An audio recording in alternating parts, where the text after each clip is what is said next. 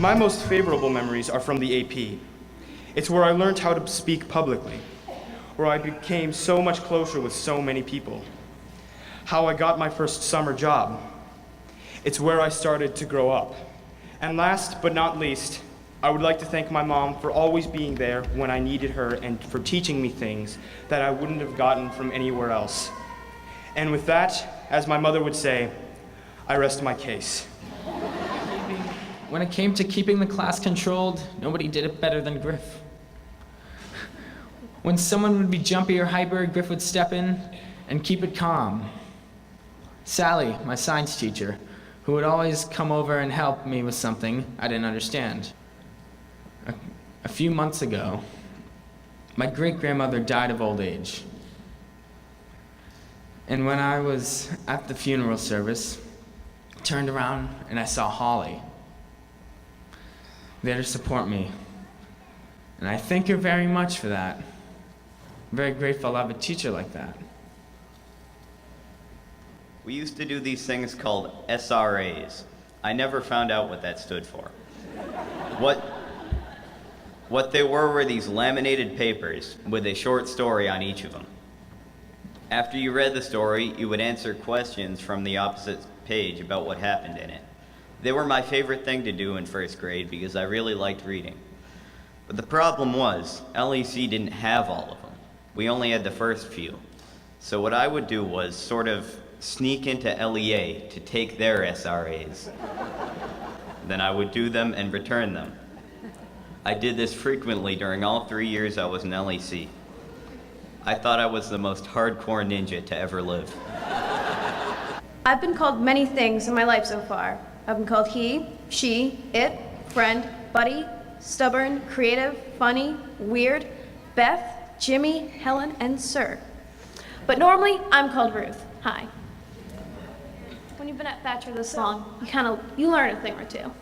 Like, pressing the button on the elevator 20 times will definitely make it go faster.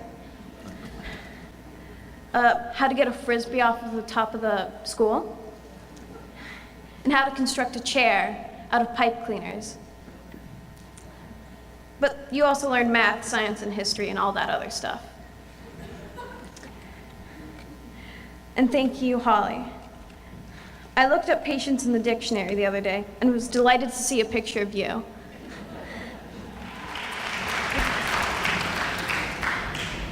Hello, my name is Samuel David Milopowski. I will be brief because time is limited and I don't want to start crying halfway through my speech. Here I've made a list of just some very good memories I've had at Thacher that I've made this year and last year. Joking around with my friend Josh during a Lewis and Clark documentary. MMUN was very fun. I got to go to New York City and we represented Bangladesh. Delivering pizza with Kyle and Josh. Fooling around the library with Jeremy and Aiden. The play was a great experience for me. I overcame my fear of performing on stage, and I actually did pretty well. They say, this is your speech. Be personal. Be yourself. It's going to be recorded, but no pressure. Then they say, thank people, but not too many people. No sarcasm, no negativity. They're outlawing 75% of my personality. Where's the personal in personal speech? It makes no sense. Writing a speech is such a stressful thing. Worrying about, is it good, is it bad, what is it? That's just the only school I've looked forward to returning to. I'm going to miss all of my friends and all the experience I've had from going to Wakefield to the Odyssey and all of my wonderful teachers. I'm saying goodbye to all of you today, as much as I don't want to believe it. This is my last chance to talk to you all at once, and more than anything, I want all of you to know how much you mean to me. A simple thank you could never encompass the amount I owe all of you for being a part of my life these past years. When I walk out of this building today, I know the only regret that will go with me is the knowledge that I could never find the words to tell all of you how important you are. Have you ever walked through a school building in the middle of the night or stood center stage without a single person in the audience?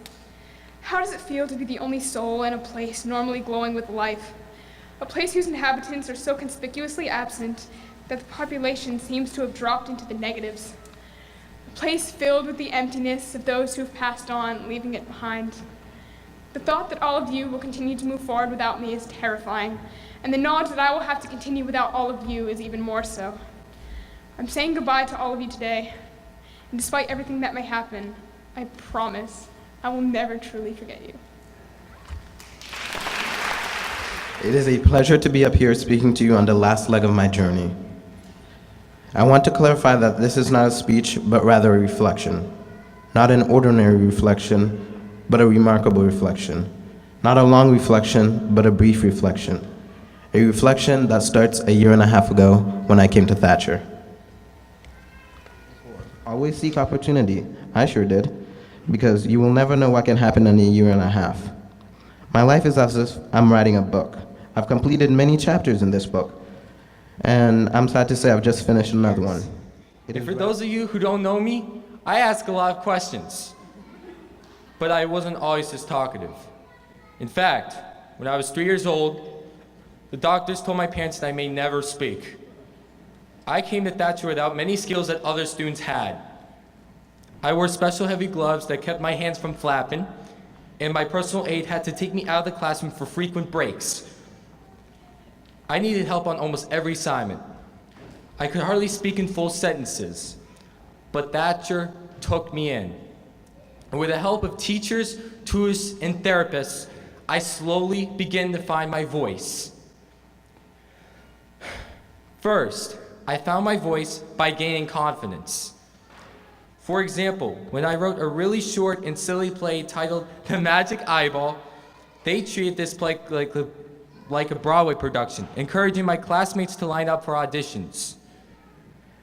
Ms. Mills helped with costumes and decorations, and we put on the performance. I felt important and happy and surrounded by love. This feeling, which describes my lower L experience, was the base for building my voice. Things got more complex and abstract as I transitioned to upper L. But Zareen embraced my learning differences. She taught me the way that I actually understood, and she paid close attention to my progress. If you asked me 8 years ago to imagine this moment, I'd be surprised. Sure, I can speak, but I also have a voice. Thank you. Thacher Montessori School. When I started this school, most of you didn't know me. And now, most of you do know me, and know me a lot better than I would have ever imagined. This school has changed my life. In the darkness we call middle school, a light shone through. We called it Reject Row. We're the outcasts. We're the kids that no one else wanted to sit with at lunch, so we sat with each other. It was home to me. I'd like to thank Bowen, Nyerson, and Henry. And I'd like to give a special thank you to Charlie, who has always been there for me. I'd like to thank my parents and all the teachers who helped me and believed in me, especially Holly. Now I know I wasn't the easiest student to work with or even coexist with, but you helped me anyway. I remember the first day of the school. I was very shy and I didn't know anyone in UAB, and Bowen Popkin walked up to me and immediately started a conversation with me and invited to have a snack with him. We've been great friends ever since, and we made $20 off. I also learned why I'd never jump on a bag of pine shavings. Half an hour and one irritated lung later, I was finally done cleaning the Wakefield chicken coop. That first year of school, Barbara brought us to the Trailside Museum, and we got to see a raven. I thought the raven was so amazing, it started my love for animals. Later in my life, my love for animals got a little out of hand. I did animal projects every 2 weeks and in Lower L, and made clay models every time. My house had clay models everywhere, and my parents weren't too happy about that. In Alley, there I learned that my favorite thing to do was filming and doing claymations. A majority of my projects were videos, claymations, and I also learned my love for Montessori Model UN, and I learned that I can make a small difference for someone across the world. Sometimes you will never know the value of a moment until it has become a memory. I'm now going to show you a video that I made for this day with the help of some of my friends.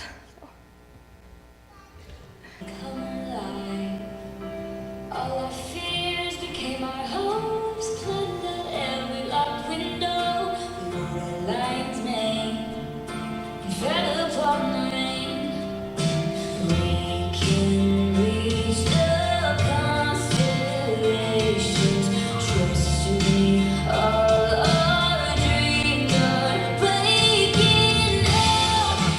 my memories? How can I fit almost my whole life in 5 minutes? I don't think I can, but I will try. I remember the white walls around me. Perhaps it was just my fear. And the bright lights that shone from the ceiling. I was holding so tightly to my father's pants because I was scared he would leave me in this terrifying new place. I find it kind of ironic that I am leaving now. He was leaving, and now I am. I am sad because I feel like I am leaving a member of my family. I do not want to step away long enough to see if they can grow without me. I want to protect these people. I want to protect this place. Thank you. I will say it until I cannot say it anymore because I want you to hear it. I need you to hear it. Thank you, thank you, thank you. I am not the same scared child I once was. It is because of you that I am not that way. Terrified child. Some things have left. Christopher Robin once said to Winnie the Pooh, "If there ever is a tomorrow when we're not together, there is something you must always remember. You are braver than you believe, stronger than you seem, and smarter than you think. But the most important thing is, even if we're apart, I will always be with you."